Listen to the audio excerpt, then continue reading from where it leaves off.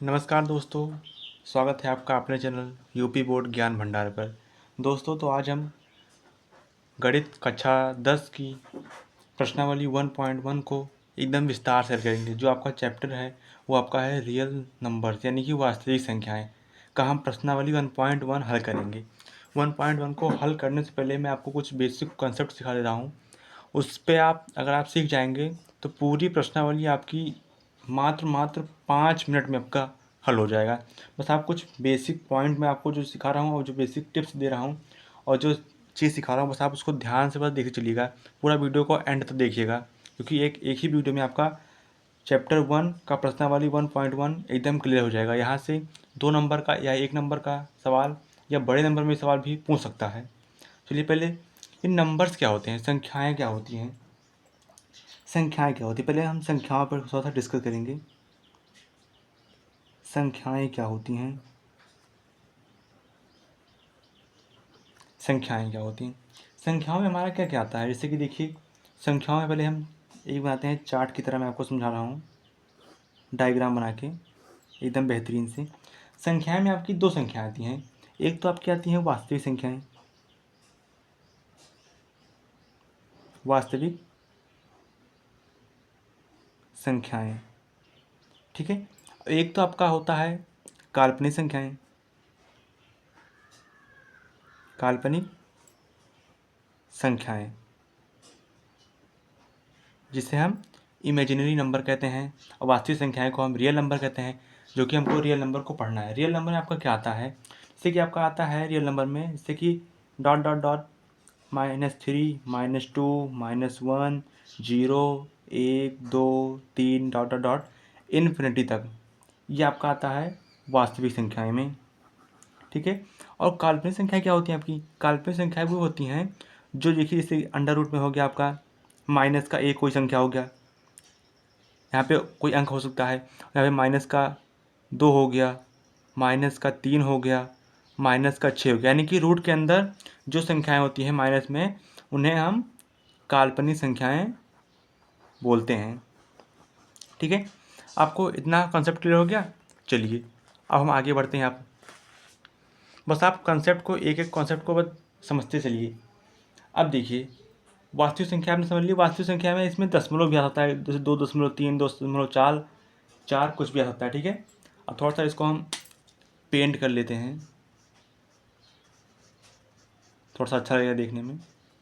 इसको भी हल्का सा पेंट कर देते हैं, इसे थोड़ा सा देखने में अच्छा लगेगा। चलिए आगे बढ़ते हैं। अब जैसे कि अब हम काल्पनिक संख्या को हमको पढ़ना ही नहीं है और इसका कुछ अस्तित्व भी ज़्यादा नहीं है, तो वास्तविक संख्या को हमको पढ़ना है। तो वास्तविक संख्या में आपका अब दो संख्या होती है, बस आप डायग्राम को देखते चलिए। एक तो आपका हो जाएगा परमीय संख्या, जिसे हम रेशनल नंबर इंग्लिश में बोलते हैं, तो इंग्लिश वाले बच्चे लिखेंगे रेशनल नंबर, हिंदी में कहेंगे इसको परमीय संख्याएं। और एक हमारी होती हैं अपरिमेय संख्याएं, संख्याएं, ठीक है। अब परमीय संख्याएं में क्या क्या आती है, परमीय संख्याएं वो संख्याएं होती हैं जिन्हें हम P/Q के रूप में ले सकते हैं, जिन्हें हम P/Q के रूप में ले सकते हैं, और जहां Q का मान 0 नहीं होना चाहिए, ठीक है।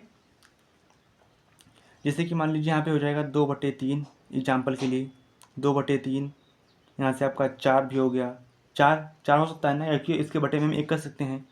5 जब का हो गया और फिर 5 हो गया।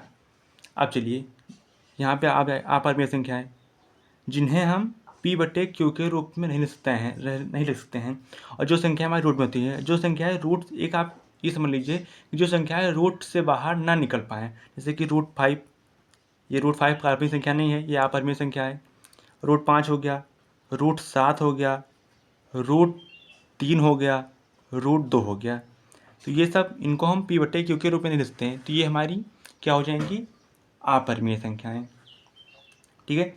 अब जैसे देखिए परमेय संख्या में एक और होता है जो दशमलव में होता है, जैसे कि 2.3, इसको भी हम परमेय बोलते हैं।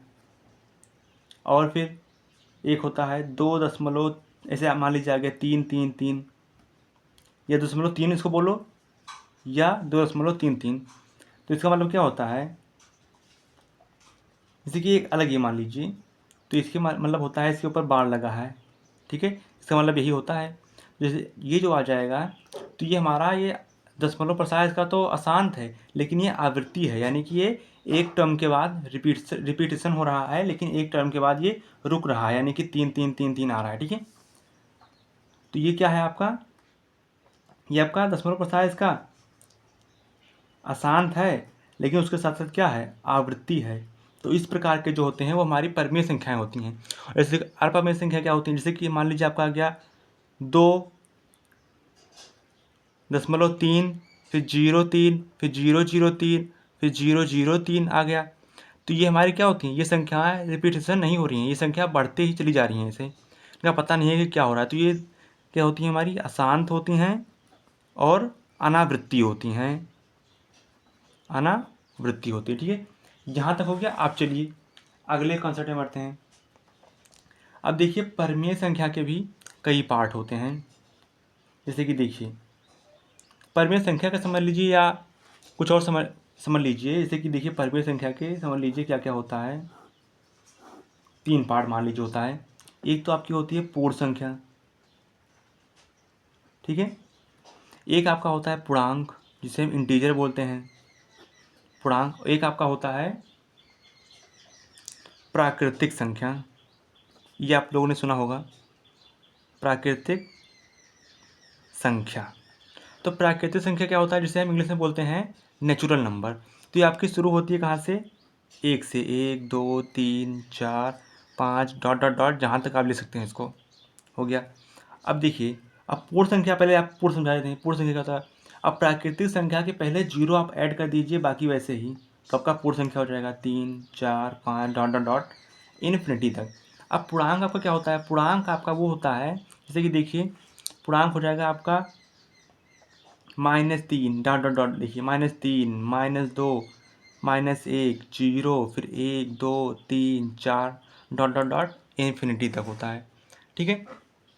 यहाँ तो हो गया, इतना कंसेप्ट क्लियर है। अब चलिए हम आगे बढ़ते हैं। अब हम सीखेंगे कि सम संख्या क्या होती है, सम संख्या, सम संख्या सीखेंगे। फिर उसके बाद हम सीखेंगे कि विषम संख्या क्या होती है, ठीक है। उसके बाद सीखेंगे हम कि भाज्य संख्या क्या होती है, और फिर सीखेंगे आखिरी में अभाज्य संख्या क्या होती है। बस आप 2 मिनट रुकिए, उसके बाद आपका पूरा चैप्टर एकदम क्लियर हो जाएगा। सम संख्या वो संख्याएं होती हैं जो 2 से कट जाएं, यानी कि 2 से विभाजित हो जाएं। जैसे कि आपका हो जाएगा, 1 नहीं होगा तो इसलिए 1 नहीं लिखेंगे, 2 हो जाएगा, 4 भी हो जाएगा, 6 भी हो जाएगा, यानी कि आप 2 जोड़ते चलिए। इसका कहने का मतलब है 6 के बाद फिर 8 10 ऐसे यहाँ तक अनंत तक। विषम संख्या वो संख्या है जो 2 से ना कटे। तो 1 नहीं कटेगा 2 से आपका, तो 1 हो गया आपका।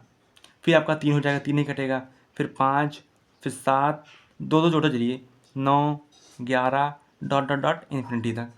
अब भाज्य संख्या क्या होती है, भाज्य संख्याएं वो होती हैं जिनके 2 से अधिक फैक्टर होते हैं, यानी कि 2 से अधिक गुणनखंड होते हैं। जैसे क्या हो जाएगा आपका, 2 के नहीं होंगे, क्योंकि 2 खुद स्वयं से कटेगा और या तो ये 1 से कटेगा, तो इससे केवल 2 ही गुणनखंड हुए, तो इसलिए वो संख्याएं भाज्य नहीं है। भाज्य संख्या होने के लिए उसके 2 से अधिक फैक्टर होने चाहिए। तो यहाँ से आपका हो जाएगा 4, 4 2 से भी कटेगा, 1 से भी कटेगा, और स्वयं 4 खुद से भी कटेगा। फिर आपका 6 हो जाएगा, फिर आपका 8 भी हो जाएगा, फिर 9, फिर 10 डॉट डॉट डॉट। अभाज्य संख्याएं, अभाज्य संख्याएं वो होती हैं जिनके केवल 2 ही फैक्टर होते हैं, या तो वे अपने आप से कटेंगे और एक वो 1 से कटेगा, वही हमारी अभाज्य संख्या होती हैं। जैसे कि आपका 1 हो गया, 1 नहीं होगा, 1 हम काउंट नहीं करेंगे 1 से, 2 से काउंट करेंगे, 2 हो गया, 2 से फिर आपका 3 हो गया, फिर 5 हो जाएगा, फिर 7। इनके केवल 2 ही गुणनखंड हैं, या तो आप 1 से कटेगा या तो ये 2 ही से कटेगा, या ये भी या तो 1 से कटेगा या तो 3 से कटेगा, ये भी है तो इससे कटेगा या तो 5 से। फिर यहाँ से आपका हो जाएगा 11 डॉट डॉट डॉट, ठीक है। यहाँ तक कंसेप्ट क्लियर हो गया है। अब हम बढ़ेंगे अपनी प्रश्नावली की तरफ। तो प्रश्नावली की तरफ हम बढ़ते हैं। चलिए अपनी हम प्रश्नावली बढ़ते हैं। प्रश्नावली हमारी पहला सवाल जो है, पहले सवाल का है, निम्नलिखित संख्याओं को अभाज्य गुणनखंड के गुणनफल में के रूप में व्यक्त कीजिए। यानी कि अभाज्य गुणनखंड के गुणनफल के रूप में हमको व्यक्त करना है। अभाज्य गुणनखंड यानी कि जिनके केवल 2 ही फैक्टर होते हैं। ये आपका 140 क्या है, ये आपका भाज्य संख्या है और इसको हमको अभाज्य गुणनखंड के गुणनफल के रूप में हमको व्यक्त करना है। तो कैसे करेंगे, चलिए पहला सवाल हम करके दिखाते हैं आपको। पहला सवाल आप ले लीजिए इसको, पहला सवाल, पहला क्वेश्चन लेते हैं हम। 140 है, इसको आप पहले इसको काटना है आपको। काटिए पहले सबसे छोटी संख्या से शुरू कीजिएगा। 2 से काटेंगे, 2 सत्ते 14, 0 उतर जाएगा ऐसे ही। फिर यहाँ से कटेगा आपका 2 तियाँ 6, 1 बचा, जो पंचे 10 हो गया। फिर यहाँ से 2 से नहीं कटेगा, 3 से भी नहीं कटेगा, डायरेक्ट ये कटेगा 5 से, 5 सत्ते 35। फिर यहाँ से 7 से कट जाएगा, 7 एकम 7। तो इसको 140 के अभाज्य गुणनखंड क्या होंगे आपका हो जाएगा। उतार लीजिए इसको, 2 गुणे 2 गुणे 5 गुणे 7। अब देखिए अभाज्य गुणनखंड के रूप में हमको व्यक्त करना था, तो क्या 2 हमारा अभाज्य है? 2, ये भी 2 भाज्य है, ये भी 5 क्या है भाज्य, ये भी 7 क्या है भाज्य है, लेकिन 140 क्या है भाज्य। तो इसी को हम अभाज्य गुणनखंड के रूप में हमने इसको व्यक्त कर दिया। ठीक है, तो इसको क्या आप सरल कर सकते हो इसको, और 2 बार तो यानी कि 2 के पावर 2 हो जाएगा, इंटू में 5 हो जाएगा, इंटू में 7 हो जाएगा। चलिए यहाँ से अब अपना दूसरा प्रश्न करते हैं हम। 156 को काटिए पहले छोटी संख्या 2 से, 2 सत्ते 14, 1 बचा, 2 8 16, 2 8 16 हो गया। अब देखिए यहाँ से फिर आप थोड़ा 2 से कटेगा, 2 तियाँ 6, 1 बचा, 2 नाम 18। अभी आपका कटेगा 3 से, 3 एकम 3, 3 तिरेका 9 हो गया। फिर डायरेक्ट ही कटेगा आपका 13 से, 13 एकम 13। इसको भी लीजिए इसे अभाज्य गुणनखंड के रूप में। 156 का अभाज्य गुणनखंड क्या होगा, 2 कितनी बार, 2 बार है, यानी कि 2 के पावर हम कर देंगे इसको 2, इंटू में 3 है, इंटू में 13 है, हो गया। बस यही आपका आंसर है। अब हम करेंगे 3825 का। चलिए इसको करके दिखाते हैं। 3825 2 से नहीं कटेगा क्योंकि 5 है, पीछे 5 है, तो इससे को 3 से काटेंगे। 3 एकम 3, 3 दूनी 6, 2 बच गया, 3 सत्ते 21, 1 बचा, 3 पचे 15। अब यहाँ से किससे कटेगा, फिर 3 से कटेंगे, 3 चौको 12, 3 दूनी 6, 1 बचा, 3 पचे 15। अब किससे कटेगा ये, 4 से भी नहीं कटेगा, 5 से कटेगा ये, 5 8 40, 2 बचा, 5 पचे 25। अब फिर से 5 से कटेगा, 5 एकम 5, 3 बचा, 5 सत्ते 35। अब डायरेक्ट कटेगा 17 से, 17 एकम 17 हो जाएगा। तो 1825 का अभाज्य गुणनखंड क्या होगा, 3 कितनी बार है, 2 बार, यानी कि 3 की पावर 2 लिख देंगे। और 5 कितनी बार है, 2 बार है, यानी कि 5 की पावर 2 कर देंगे। और 17 कितनी बार, 1 ही बार है, तो 17 को केवल 17 ऐसे लिख देंगे। फिर चलिए हम आगे बढ़ते हैं, अपना चौथा प्रश्न करते हैं। चौथा प्रश्न हमारा कितना है, 5005 है। तो चौथे प्रश्न की तरफ हम बढ़ते हैं।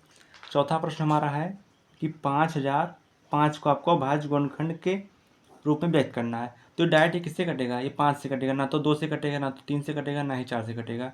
तो 5 एकम 5 हो जाएगा, यहाँ से 0 तो जाएगा, फिर 5 एकम 5। अब किससे कटेगा ये, अभी कटेगा 5 से तो नहीं कटेगा, अभी कटेगा 7 से, 7 एकम 7, 3 बचा, 30 हो गया, 7 चौको 28, 2 बचा, 7 तिरिक 21 हो गया। फिर यहाँ से आ जाइए, 7 तिरिक 21 यानी कि 3 बार। अभी किससे कटेगा ये, अभी कटेगा आपका 11 से, 7 से भी नहीं कटेगा, 11 से, 11 एकम 11, 3 बचा, 11 तियाँ 33। अभी डायरेक्ट कटेगा 13 से, 13 एकम 13। तो 5005 का अभाज्य गुणनखंड के रूप में कैसे व्यक्त करेंगे इसको, 5 एक ही बार है तो 5 को लिख लो एक बार, 7 एक है तो 7 को लिख लो एक बार। फिर 11 कितनी बार है, एक ही बार है, और 13 कितनी बार है, एक ही बार है। चलिए अब हम अगले प्रश्न की ओर अपने बढ़ते हैं। चलिए अब हम करते हैं अपना पाँचवा प्रश्न। तो पाँचवा प्रश्न क्या है, 7429। पाँचवें प्रश्न का आप उत्तर कमेंट में हमको देंगे, ठीक है। चलिए अब हम बढ़ते हैं अपना अगला सवाल की तरफ। दिया है अभाज्य गुणनखंड विधि द्वारा, यानी कि निम्नलिखित पूर्णांकों के एचसीएफ और एलसीएम निकालने हैं, ठीक है। एचसीएफ का मतलब होता है महत्तम समापवर्तक, और एलसीएम का मतलब होता है लघुत्तम समापवर्तक, ठीक है। तो हमको 12, 15 और 21 का एलसीएम और एचसीएफ निकालना है गुणनखंड विधि द्वारा। पहले इनका हम गुणनखंड विधि द्वारा कर लेंगे। पहले 12 का आप अभाज्य गुणनखंड कर लीजिए, 12 को, फिर यहाँ से 15 का कर लीजिए, फिर यहाँ से कर लीजिए आप 21 का। ठीक है, तो करिए यहाँ पे 2 छक 12, 2 तिया 6, 3 एकम 3, और यहाँ से क्या हो जाएगा 3 पच्चे 15, 5 एकम 5। ठीक है, यहाँ से 3 सत्ते 21 हो जाएगा, फिर ये कटेगा 7 से, 7 एकम 7 हो जाएगा। ठीक है, अब इसको 12 का अभाज्य गुणनखंड क्या हो गया 2 है, फिर 2 है, फिर 3 है। ठीक है, फिर 15 का कितना है 3 है और 5 है। ठीक है, 3 और 5 है, और 21 का कितना है 3 है और 7 है। तो हमको ज्ञात क्या करना है, पूछा था कि एलसीएम और एचसीएफ निकालिए, यानी कि 12, 15 और 21, यानी कि एलसीएम ऑफ 12, 15 एंड 21 का हमको बताना है एलसीएम, और एचसीएफ ऑफ 12, 15 और 21 का हमको एचसीएफ और एलसीएफ याद करना है। तो कैसे निकालेंगे, पहले एलसीएम निकालेंगे 12, 15 और 21 का। देखिए कॉमन क्या है इसमें, 3 इसमें भी है, 3 इसमें भी है, एलसीएम पहले निकाल रहे हैं हम, 3 इसमें भी है, जो तीनों में कॉमन हो उसको पहले उतार लीजिए आप। और बाकी कोई इसमें कॉमन है, 2 इसमें है, 2 इसमें नहीं है, 2 इसमें नहीं है, 5 इसमें है, 5 इसमें है, 5 इसमें नहीं है, यानी कि और कुछ नहीं है, यानी कि 2 किसी में नहीं है तो दोनों के बार है, तो 2 इसको उतार लीजिए 2 बार। 5 भी किसी में नहीं है, 5 उतार लीजिए, फिर 7 को उतार लीजिए।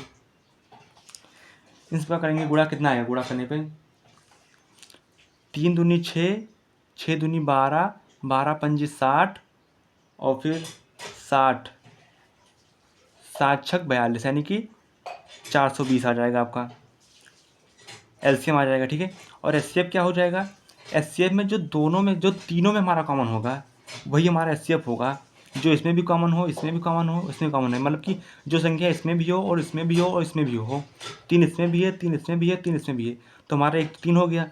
क्या और कुछ इसमें कॉमन है, नहीं कॉमन है, तो यानी कि हमारा 3 ही एचसीएफ हो जाएगा। ठीक है, ये हमारा हल हो गया। चलिए अपने दूसरे प्रश्न में बढ़ते हैं।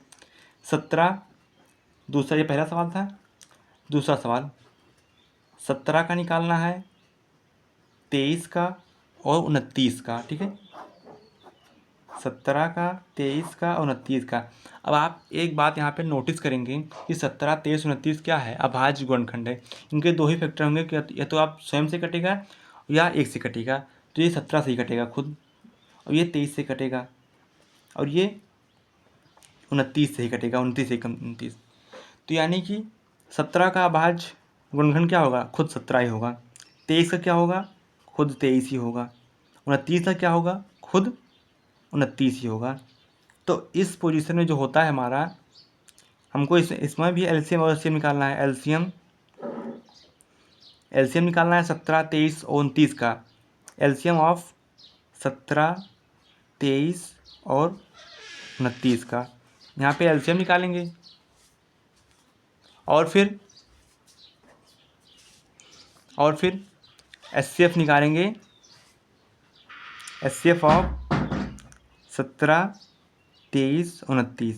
पहले तो मैं आपका एचसीएफ सिखा देता हूँ। एचसीएफ इसमें देखिए कुछ कॉमन है, 17, 23, 29 इसमें कुछ कॉमन नहीं है, तो जिसमें कुछ कॉमन नहीं होता है उसका एचसीएफ 1 होता है, और इनका जब इनके इसमें भी कुछ कॉमन या कुछ नहीं है एलसीएम, तो इन सभी का हम गुणा कर लेंगे, इन सभी का हम गुणा करेंगे, 17, 23 और 29 का गुणा करेंगे तो हमारा कितना आ जाएगा 11,339 आ जाएगा। यही आपका आंसर हो जाएगा। और जो तीसरा नंबर सवाल है इसका आंसर भी आप हमको कमेंट में बताएंगे। ठीक है, चलिए अब इसमें करते हैं हम आपका तीसरा प्रश्न जो है, पूर्णांकों के निम्नलिखित युग्मों के एलसीएम और एचसीएफ ज्ञात कीजिए तथा इनकी जांच कीजिए कि दो संख्याओं का गुणनफल एलसीएम गुणे एचसीएफ है। युग्मों का मतलब होता है जोड़ा, कि इन दोनों का एलसीएम और एचसीएफ निकालना है, फिर इनका हमको जांच करना है कि दो संख्याओं का गुणनफल बराबर एलसीएम गुणा एचसीएफ होता है। तो सर्वप्रथम आप कुछ मत देखिए, बस इतना सवाल देखिए कि इन दोनों का एलसीएम और एचसीएफ निकाल लीजिए। यानी कि सबसे पहले हम अभाज्य गुणनखंड विधि द्वारा इसको काटते हैं। पहले 26 को काटिए यहाँ से, और यहाँ से 91 को काटिए यहाँ से। चलिए काटिए, 2 एकम 2, 2 तिया 6, फिर डैट कटेगा, ये अभाज्य संख्या है, डैट कटेगा 13 से। यहाँ से फिर 7 एकम 7 हो गया, यहाँ से 2 बचा, 7 3 21, कटेगा ये 13 से। तो 26 का अभाज्य गुणनखंड क्या हुआ, 2 गुणे 13। और 91 का अभाज्य गुणनखंड के रूप में कैसे लिखेंगे, 7 गुणे 13। तो बताइए आप इसका एलसीएम क्या होगा, एलसीएम ऑफ 26 और 91 का एलसीएम कितना होगा। एलसीएम में हम क्या करते हैं, एलसीएम और फिर एचसीएफ ले लीजिए। एचसीएफ ऑफ 26 और 91 का कितना होगा। चलिए पहले से एचसीएफ में बता दें। एचसीएफ में जो दोनों में कॉमन हो, तो 13 इसमें भी है 13 इसमें भी है, तो दोनों में कॉमन है, तो हमारा 13 एचसीएफ हो जाएगा और कुछ भी कॉमन नहीं है। और एलसीएम में क्या होता है, जो दोनों में कॉमन होता है उसको उतार लेते हैं एक बार और गुणे, और फिर कुछ कॉमन नहीं है, और जो कॉमन नहीं है बाकी 7 और 2 बचा, 7 2 को उतार लो, 7 गुणे 2। तो इसका गुणा कीजिए, 13 सत्ते 91 और फिर नहीं 13 सत्ते 91 हो गया, 91 13 सत्ते 91 और फिर 13 सत्ते 91 और दूना 182 हो जाएगा। ठीक है, अब देखिए यहाँ से ध्यान से देखिएगा, अब इसके हमको जांच करना है। जांच क्या करना है हमको, जांच करना है कि जो दो संख्याओं का गुणनफल, दो संख्याओं का गुणनफल फल बराबर एलसीएम गुणा एचसीएफ होता है क्या। अब दो संख्याओं क्या हमारी होती हैं, दो संख्याएं क्या होती हैं, दो संख्याएं हमारी क्या है, 26 और 91 तो हमारी दो संख्याएं हैं, 26 और 91 है, तो गुणनफल का मतलब यानी गुणा होता है, यानी कि 26 और 91 के बीच में क्या है, गुणा है, 26 और 91 हो गया, बराबर एलसीएम गुणा एचसीएफ, यानी कि उन दो संख्याओं का एलसीएम कितना है, 182। दो संख्याओं का एलसीएम 182 है और एचसीएफ कितना है, गुणे 13 हो गया। अब देखिए आप 26 और 91 का गुणा जब करेंगे तो आपका जो आ जाएगा वो आपका आ जाएगा 2366 आएगा, और आपका इधर भी 2366 ही आएगा, यानी कि हमारी दोनों तरफ बराबर आएगा, यानी कि हमारा सवाल सही है। चलिए हम आगे बढ़ते हैं, अपना दूसरा सवाल करते हैं। हम दूसरे सवाल में हमारा क्या है, दूसरा सवाल हमारा है 510, पहले उसी तरीके से करेंगे और 92 का निकाल लेंगे। अब 510 किससे कटेगा, 5 से कटेगा, पहले 2 से नहीं काटते, 2 से कटेगा कि नहीं कटेगा, 2 दूनी 4 1 बचा, हाँ 2 से कट जाएगा, 2 दूनी 4 1 बचा, 2 पंचे 10 1 बचा, 2 पंचे 10। अब किससे कटेगा, क्या 3 से कटेगा, 3 पच्चे 3 से 3 8 24, हाँ कट जाएगा, 3 8 24 3 पच्चे 15। अब ये कटेगा आपका 5 से, 5 एकम 5 5 सत्ते 35, अब ये कटेगा डायरेक्ट आपका 17 से। अब ये कैसे कटेगा आपका, क्या आपका ये कैसे कटेगा, 2 से कटेगा, 2 चौको 8 हो गया, 1 बचा, 2 छक 12, फिर कटेगा 2 दूनी 4 2 3 6। अब ये भाज्य संख्या है तो खुद से ही कटेगा, 23 से कटेगा। तो इसको 510 को का भाज्य गुणनखंड के रूप में कैसे लिखेंगे, 2 गुणे 3 गुणे 5 गुणे 17, और फिर 92 को कैसे लिखेंगे, 2 गुणे 2 गुणे 23 लिखेंगे। चलिए अब इनका एलसीएम ऑफ 510 और 92 का एलसीएम निकालना है, और एचसीएफ ऑफ 510 और 92 का निकालना है।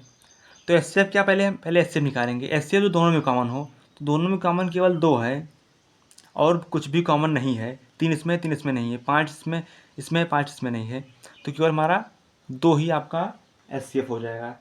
ठीक है, और एलसीएम क्या हो जाएगा, एलसीएम में हमारा होता है कि जो दोनों में कॉमन हो उसको हम एक बार उतारते हैं, और कुछ भी कॉमन नहीं है तो बाकी सबको ऐसे उतार देंगे। 3, फिर इधर बचा, इधर 2 और बचा है, इधर 2 ये बचा है, इस 2 को उतार लीजिए, फिर बचा आपका 3 बचा है, ये आपका 2 है, फिर ये 3 है, फिर आपका 5 बचा है, फिर आपका गुणे 17 बचा है, गुणे 23 बचा है। आप इन सभी का गुणा कर लेंगे। चलिए यहाँ पे हम इसको कर देते हैं, इसको काट के यहाँ से, यानी कि एलसीएम ऑफ 510 और 92 का, जो दोनों में कॉमन हो उसको एक बार लिखते हैं, और जो बचा और कुछ भी कॉमन नहीं है तो बाकी को ऐसे उतार देंगे। 2 बचा तो यहाँ से 2 कर लीजिए, इसको गुणे, 3 बच रहा है 3 को उतार दीजिए, फिर 5 बच रहा है 5 को उतार दीजिए यहाँ से, फिर 17 बच रहा है, 17 को उतार दीजिए, फिर 23 बच रहा है आपका। तो इन सभी का जब गुणा करेंगे तो गुणा करने पे आपका आ जाएगा 23,460 आ जाएगा। ठीक है, अब इसकी हम जांच करेंगे। क्या करेंगे, यहाँ से करेंगे इसकी जांच करेंगे कि दो संख्याओं को हम ऐसे भी लिख सकते हैं। अब इसको दो संख्याओं का गुणनफल लिखेंगे, इसे शॉर्ट में लिखेंगे। दो संख्या का गुणनफल यानी कि फर्स्ट संख्या गुणे दूसरी संख्या, दो संख्या का गुणनफल बराबर एलसीएम गुणे एचसीएफ होता है। एचसीएफ, एलसीएम गुणे एचसीएफ होता है। ठीक है, तो हमारी दो संख्याएं क्या है, अभी मैंने बताया था 510 और कितनी है, 92 है। दो संख्याओं का गुणनफल यानी कि 510 गुणे 92 है। और एलसीएम कितना आपका है, एलसीएम आपका है 23,460 है, गुणे एचसीएफ कितना आपका है, 2 निकाले हैं भी।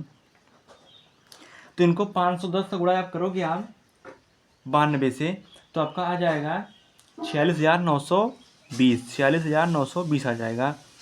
और उधर भी उतना आ जाएगा, यानी कि 0 2 6 12 के 2 हासिल लगा 1 2 चौको 8 1 9 2 3 6 और 2 दूनी 4, यानी कि 46,920 आ गया। ठीक है, आंसर आ गया आपका। अब जो तीसरा सवाल है, ये जो तीसरा सवाल आपका है 336 और 54 का भी हमको इसी प्रकार करना है। इसका आप मुझको आप कमेंट में इसका देंगे आंसर। ठीक है, चलिए हम अपने अगले सवाल पे बढ़ते हैं।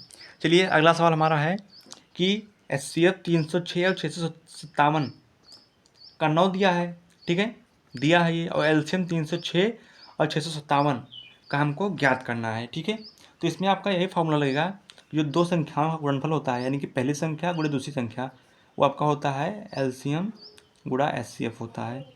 तो इसमें आपको क्या दो संख्याएं दी हैं, दो संख्याएं क्या हमारी 306 और 657 इसमें भी है, 306 और 657 इसमें भी है, यानी कि दो संख्याएं हमारी क्या हो जाएंगी, 306 और 657 हो जाएगी। और एचसीएफ क्या हो जाएगा, 9 दिया है, तो क्या निकालना है हमको, एलसीएम निकालना है 306 और 657 का। तो इसमें करेंगे हम, दो संख्याएं हमारी हमको क्या दिया है, 306 दिया है और 600 एक संख्या क्या दी है, 657 दिया है। ये बहुत मस्ट इम्पॉर्टेंट सवाल है, इसमें आप डबल स्टार लगा लीजिए, क्योंकि बोर्ड परीक्षा में बार बार पूछा जाता है। और एलसीएम आपको निकालना है, तो एलसीएम ऐसे ही रहने दीजिए। गुणे एचसीएफ कितना दिया है, दो संख्याओं का एचसीएफ कितना दिया था, 9 दिया था। ठीक है, अब यहाँ से आपका हो जाएगा 306 गुणे 657। हमको एलसीएम निकालना है, तो इस गुणे 9 को जो है इसको हटाना पड़ेगा यहाँ से। तो ये इधर 9 क्या है, गुणे में है, उधर आ जाएगा भाग करेगा, बराबर क्या हो जाएगा, एलसीएम हो जाएगा। अब 9 से क्या इसमें कुछ कटेगा, 9 3 27, हाँ 9 एकम 9, 9 3 27, कितना बचा 3, 9 चौको 36, यानी कि अब कितना आ गया 34 गुणे 657 बराबर एलसीएम। तो जब इतना गुणा करेंगे तो आपका आंसर आ जाएगा 22,338, जो कि आपका एलसीएम आ जाएगा। ये आपका आंसर आ गया। ठीक है, चलिए पहली प्रश्नावली के जो हमारा फर्स्ट पार्ट था वो ख़त्म हो गया है। अब सेकंड पार्ट का मैंने डिस्क्रिप्शन में लिंक उसका मैंने दे दिया है, और कमेंट में भी इसको पिन कर दिया है। ठीक है, अब आता है हमारा होमवर्क क्या मैं आपको दूंगा, बताइए। पहला होमवर्क जो आपका है वो है आपका 256 का अभाज्य गुणनखंड के रूप में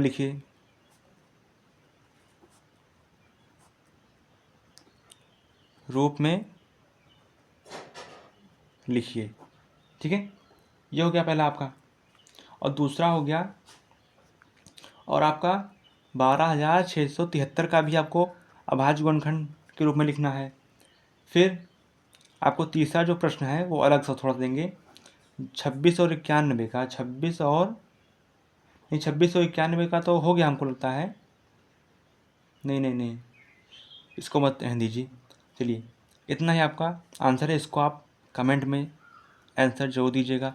और वीडियो कैसा लगा, अगर अच्छा लगा हो तो सब्सक्राइब जरूर कीजिएगा, अगर अच्छा ना लगा हो तो कोई ज़रूरत नहीं सब्सक्राइब करने की। और हाँ, अगर कोई सुझाव हो देना चाहते हैं आप तो कमेंट में दे सकते हैं। बस इतना ही है, और दूसरा पार्ट का लिंक मैंने डिस्क्रिप्शन में दे दिया है, वहाँ से आप जाके देख सकते हैं और एक लाइक ज़रूर कीजिएगा। धन्यवाद।